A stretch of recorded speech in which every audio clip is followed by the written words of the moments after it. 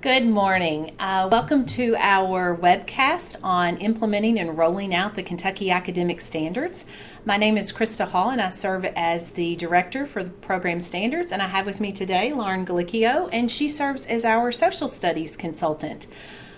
We appreciate you joining us today. We know what a very busy time of year this is. Many of you are getting close to the end of your year, and some of you are actually testing today. So we do appreciate you viewing this information and sharing this with the appropriate school and district staff. Over the past few weeks, Mickey and Maggie have shared information about the Kentucky Academic Standards for reading, writing, and mathematics. And today, Lauren is going to bring additional information about the CAS for Social Studies. Now, one thing I want to say about our draft standards, our draft Kentucky Academic Standards for Social Studies, is that they are in a different place than our reading, writing, and mathematics. The reading, writing, and mathematics CAS document was actually adopted in March, but the timeline for social studies has been different. I will say that currently we are in the final stages of the legislative regulatory process, and so once this process comes to an end and these standards are adopted, then the intent is for the CAS for Social Studies to be implemented this upcoming school year for 1920. So that is why Lauren is going to share with you today the architecture and the resources that are embedded within that will be able to support our social studies educators. Once again, during this broadcast, if you have any questions, please go to gosoapbox.com. The access code is OTL, and then we will conclude by answering those questions at the end. Okay? Good morning. So I'm excited to be here today to talk to you about the Kentucky Academic Standards for Social Studies. As Kristen mentioned previously, we are really going to focus on the architecture and some of the resources that are embedded within the document. So first, I'd like to show this graphic on the screen. This graphic illustrates the organization of the Kentucky Academic Standards for Social Studies. So within the architecture, the standards place an equal importance on both the mastery of important social studies concepts and disciplinary practices. Throughout a child's social studies education, students engage in the inquiry practices, questioning, investigating, using evidence, and communicating conclusions. Students use these practices to acquire, refine, and extend content knowledge and understanding of key social studies concepts within the four disciplinary lenses of civics, economics, geography, and history. On your screen, you will see an architecture view of the social studies standards. When we first go over the architecture, we're going to discuss kindergarten through 8th grade. High school is organized similarly, but a little different, and I will show you that in just one moment. So if you look at the Kentucky Academic Standards for Social Studies, the architecture that is on your screen, you're going to see that when engaging with the CAS for Social Studies, it is important to understand this architecture, how the chart and the different components of the chart interact with each other. The image shown is an example of how the CAS for Social Studies are organized kindergarten through grade 8. Each elementary and middle school grade level is identified with a title and a theme, and you can see the title and the theme at the top of the chart there. The theme drives the grade level standards, meaning that the standards are connected to the theme. Each grade level has a short introduction on top of the chart to provide additional information about the grade level theme. Each grade level begins with the inquiry practice of questioning. The inquiry practices are color-coded in that teal color on your screen to indicate the integration of inquiry throughout the grade level standards. So you'll notice that you have your teal colors at the top and the bottom of your chart. Students engage in the inquiry practice of investigation through the exploration of the discipline strand standards. The disciplinary strands, civics, economics, geography, and history, are color-coded and identified with a corresponding character. So civics is blue, economics is yellow, and geography is green, and history is purple. Now, if you notice within that color coding, there's also that character that we just talked about, the C, the E, G, and the H to represent the disciplinary strands. That is to help you if you want to print out this document not in color, you'll still be able to identify the disciplinary strands. The discipline-specific character appears right before the concept and practice title. Each standard is coded for identification of its grade level, discipline, concept and practice, and number within the larger set of standards. Students complete the inquiry process by using evidence and communicating conclusions. Now, it's important to note that while the standards were just discussed by reading them, left to right and top to bottom, that the standards are not meant to be engaged with linearly, meaning that a student does not have to start with the questioning standards and then the content standards prior to engaging with the using evidence and communicating conclusion standards. Students can ask questions prior to learning content. As they're learning content, they should be using evidence as they are gaining new information, and they can communicate their conclusions throughout that process. On the following slide, you will see a standards view for high school. So the high school standards are organized in a similar way, but the high school standards are organized around the disciplines of civics, economics, geography, and within history, there's a U.S. history strand and a world history strand rather than being organized around the theme. They still have the inquiry standards at the top and the bottom, a title and an introduction to provide information on the discipline, but it's not organized around the theme, and they are organized around the disciplines. Within the document, you will find that K-8 has grade level specific overview. So throughout the process, the writers took lots of feedback from the public and the social studies community. And within that, and in responding to that feedback, they created grade level specific overviews to help individuals understand how to basically unpack these standards. So if you notice, it's K-8, so kindergarten through 8th grade, and each grade level specific overview starts with an introduction. This introduction provides additional information on the grade level theme and explains how the goal of social studies education connects with students as they progress through their social studies education. Additionally, the expanded introduction provides examples of how learners engage with each of the 4 disciplines during the year. On this slide, you'll also see there's a list of key vocabulary. The writers identified vocabulary that they thought was essential to mastering the standards as the students engage in their social studies education throughout the year. The identified vocabulary terms listed are possible suggestions. They're not the only terms that may be used in instruction. Additionally, it's important to note that just understanding the definition of these terms is not enough to master the content of the standards, but they were just an additional piece of information that the writers thought might be helpful when engaging with these standards. The next portion of the grade-specific overview includes a section called Looking Back and Looking Ahead.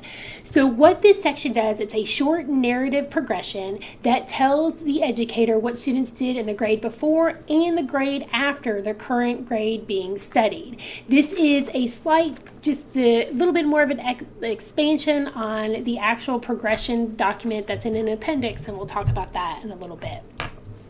Additionally, feedback indicated on the next slide that stakeholders needed more information about how the content standards and the inquiry standards interact with each other.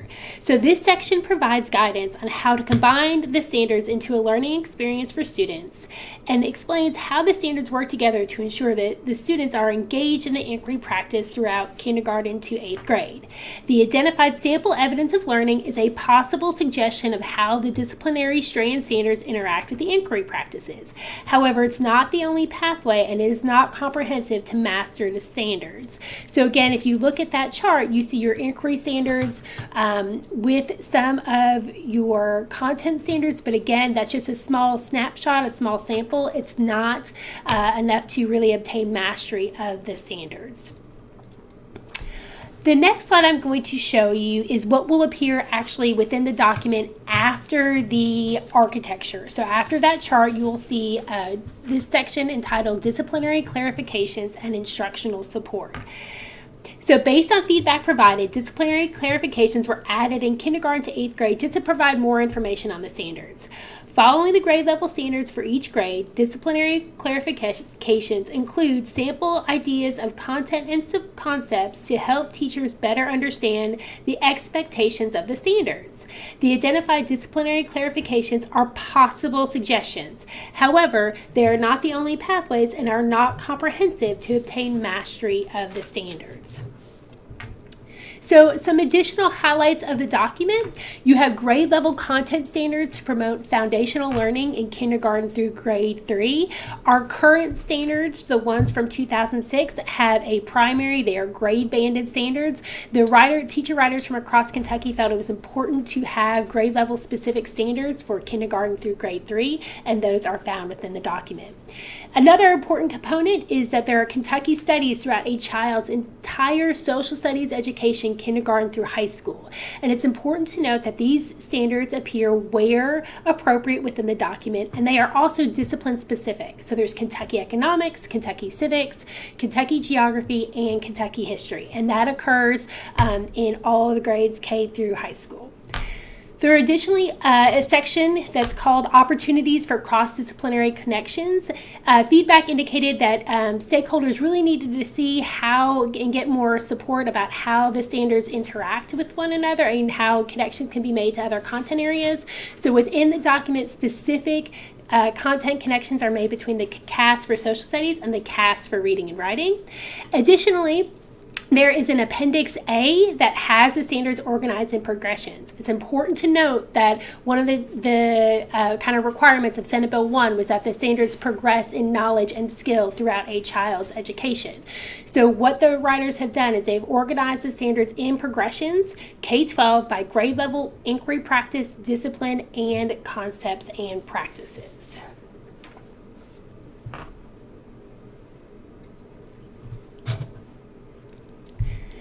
So additionally, if you have questions on how to obtain a copy of the draft proposed Kentucky Academic Standards for Social Studies, do a Google search for the KSBA public portal. Select the option for the KBE board meetings from the Google page, and you want to access the most recent copy of the document, and that is from the February 10th, 2009 meeting, and you would want the copy that says the CAS for Social Studies 2019 without strike-throughs. It's important to note that because the standards are still within the regulatory process, they're not actually adopted in a law yet. Once they are adopted in a law, they will be on the Kentucky Department of Education website and kystandards.org. Until that process is complete, the KSBA public portal provides access to the draft proposed Kentucky Academic Standards for Social Studies. Yes, and that's exactly right. And I know you've gotten quite a bit of questions about where folks can actually access the draft document. So being able to find it in that location, that is the most up-to-date document that we have at this time. But as Lauren said, until they actually become finalized, we're unable to post them on either our KDE website or our KY Standards website. So before we go, I do want to do the 5 things to know before we go. During this time, you can be adding any questions to the Go Soapbox. And then if there's any that come up, we will address those as well. So 5 things to know before you go. The first one is visit kystandards.org for resources. These past weeks, we have highlighted reading, writing, and mathematics resources, but we also have modules for the newly revised health education standards and the physical education standards. We've also had questions about finding the science standards on the kystandards.org webpage. Once we conclude this school year and we have the June Learn Lab conference, we will be adding the additional standards documents to the KY Standards website. With newly revised standards documents, KY Standards website initially was just showcasing the new documents, while our KDE website housed the standards for the most recent school year of 2018-2019. Number 2, our June conference. I believe one of our locations has hit its maximum, but we have added an additional location in Louisville. So you can find the registration links on kystandards.org. If you decide to change your location, please cancel the registration that you have currently so that other educators can have that opportunity. In addition, if you registered for several spots under one person's name, prior to the date of the conference, please go back into the registration and identify the specific attendees. This will allow us to send materials directly to attendees and will speed up the registration process on the actual day of the conference. Number 3, subscription emails. We have several people that have told us that they have signed up in the subscribe box, but they are not receiving emails about our weekly webcast. Please check your junk email. Many of you have shared that you are finding it in the junk email. You can actually set up a condition on your email to make that address go to your inbox. But if it's not in your junk email, then please contact the standards@education.ky.gov so that we can clarify why that is not why it's not registered. Number 4. Contact your state content organization for support. Just like your regional cooperatives, your state content organization, and in today's case, that's the Kentucky Council for the Social Studies, they want to provide support for educators.